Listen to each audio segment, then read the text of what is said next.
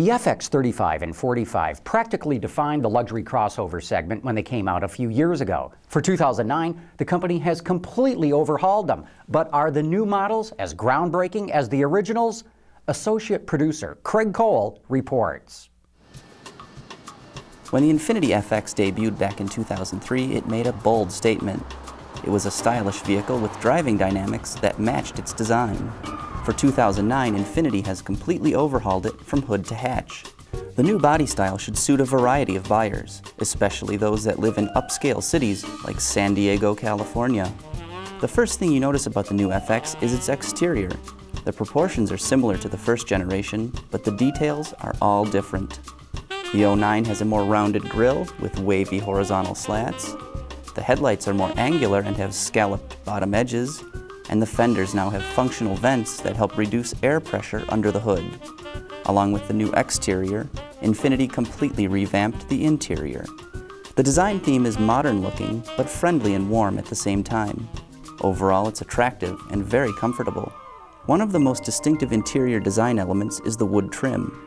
It's a hand-stained maple that's been finished to look like a violin, with a color that gradually gets darker. The similar but different theme continues under the hood as well. FX35s are powered by Nissan's famous VQ V6, now with 303 horsepower. It's strong, smooth, and sounds fierce when pushed. But if a V6 isn't enough, Infiniti offers an optional 5-liter V8.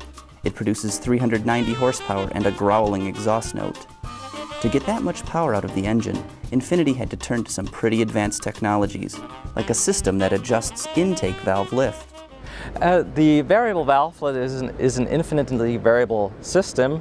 It's linked to your accelerator pedal. Basically, instead of operating a throttle valve to control the airflow into the engine, with variable valve lift you actually control the amount the intake valve opens.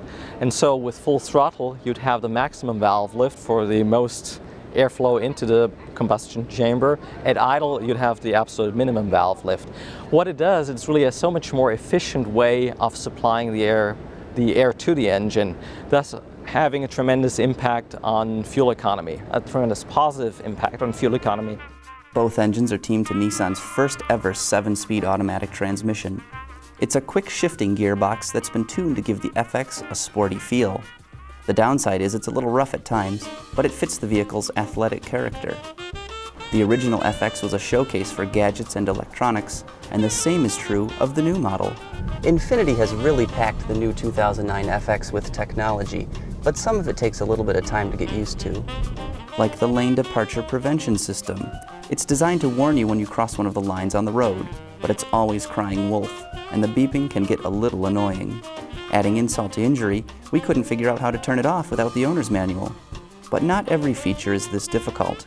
One of the coolest things on the FX is called the Around View Monitor. The Around View Monitor is a marvelous new convenience feature.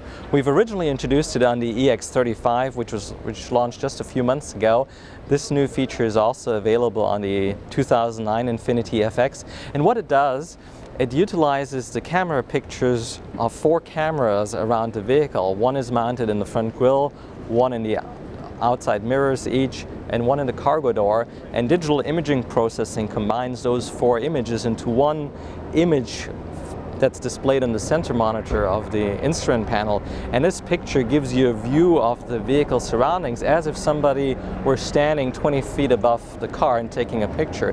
This gives you perfect situational awareness, lets the driver know what's happening around the vehicle, helps you with parallel parking, the maneuvering in tight spaces, and thus really provides a tremendous peace of mind. The FX is a sporty and stylish vehicle, but Infiniti didn't forget about practicality. It'll comfortably seat 4 adults, and there's enough cargo room for trips to Costco. But it does have a few downsides. The ride is a bit noisy, and the gas mileage could be better, and not everyone will love the styling.